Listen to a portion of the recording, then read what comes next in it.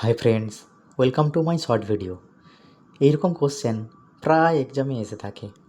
তো কোশ্চেনে কী বলেছে, 1760 টাকা এ ও বির মধ্যে ভাগ করে দেওয়া হয়েছে।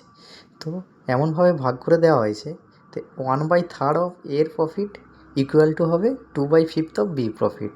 তাহলে আমি প্রথমে এরকমভাবে আমি লিখে নিয়েছি যা বলেছে। তাহলে এখান থেকে আমি এ বাই বি বের করব। তাহলে এ বাই বি হবে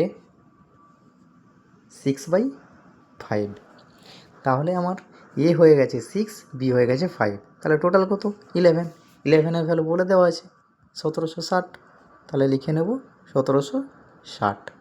তাহলে 1 ইউনিটের ভ্যালু কত হবে? 160।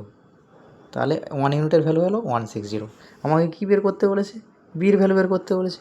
বির ভ্যালু কত? বির প্রফিট কত? 5 ইউনিট। 1 ইউনিটের ভ্যালু আমরা পেয়ে গেছি 160।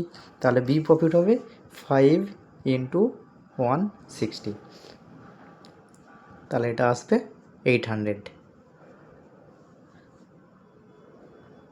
তাহলে অপশান কী হবে? Option C. Option C is the correct answer of this question. যদি এ বলতো, এ বের করে নিতাম। এর ইউনিট 6 আছে, 1 ইউনিট 160, তাহলে 6 ইন্টু 160 হয়ে যেত, তাহলে এ বেরিয়ে যেত। Thank you.